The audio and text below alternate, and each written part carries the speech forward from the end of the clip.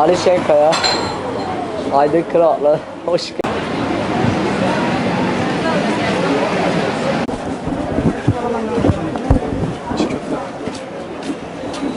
En son Antep'te patlama olduktan sonra bayağı bir etkiledi yani. Önceden turlar gelirdi, şimdi turlar gelmiyor. Bu şekilde yani. Bir an önce iyi olur inşallah. Yani bir şey diyemiyoruz. Konuşamıyoruz yani bir şey de diyemiyoruz. Mesela kendi başına gelen müşterilerimiz var mesela. Biz turla geleceğiz diyorlar. Diyoruz niye gelmediniz? Kilis'te patlama Kilis'te olan olaylar, Suriye'de olan olaylardan dolayı duyanlar diyor bütün turlarını iptal ediyor. Mesela bizim bu zamanlarda Hatay, Gaziantep, Diyarbakır böyle turlar olurdu. Bu sene hiç görmedik. Hiç görmedik yani. %0 diyebilirim yani. Antep esnafını biraz etkilemedi de bu terör olayı etkiledi. Terör olayı etkiledi. Şu an şey gelmiyor, işte turlar gelmiyor. Geçen sene çok tur geliyordu, bir sene çok tur geliyordu. Bu sene gelmedi. Yani geçen sene %100 geldiyse bu sene %30 geldi. Ama tabii bu da çok büyük bir kayıp.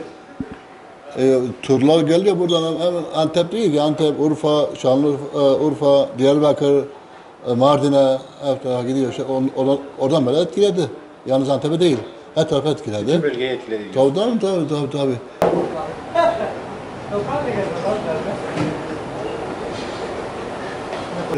Burası yabancı ve yerli turistlerin uğrak yeri. Maalesef olayların karışık olmasından dolayı şu anda gördüğünüz gibi bayağı sakin. Bu olay bizi çok etkiledi.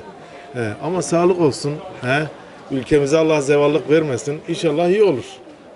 Kilise gelince kiliseki durumlar ortada zaten. İşte başka güçlerin, başka ülkelerin yapmış olduğu karışıklıklardan dolayı bunun da tabii ki bize etkisi çok oluyor. Çünkü Gaziantep'te herhangi bir olay olmasa dahi mesela turist olsun, yabancı turist olsun bunu içeriğini bilemiyor. Burasının da karışık olduğunu biliyor. Tabii ki bu da bizim işimizi çok etkiliyor. %40, %50 diyebiliriz. Ama çok şükür yine bir ekmek yiyoruz. Çünkü daha karışık yerler var. Hiç dükkanını açamayan da var.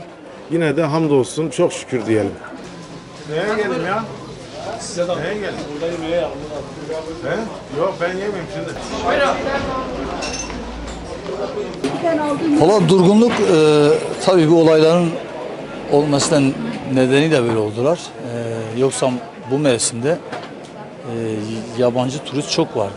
Turlar çok geliyordu. Örneğin mesela bir hafta sonra okullar da tatil olacak ama hiç turlar yok. Yabancılar yok. Tabii hepsi bu olayları yani Türkiye'de biliyor, dünya da biliyor. Antep de biliyor. Ondandır yani. Bir de işte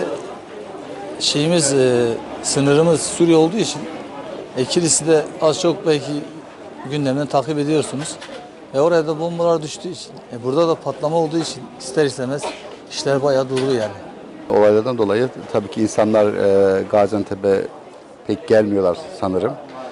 Turlar vardı eskiden, şimdi turlar kesildi, yok gelmiyor. İşler zayıf yani olmuyor. Olaylar tabii ki etkiledi. Türkiye'nin uygulamış olduğu dış politikalar doğru olduğunu düşünmüyorum kesinlikle. Herkes kendi içinde meselesini halledecekti.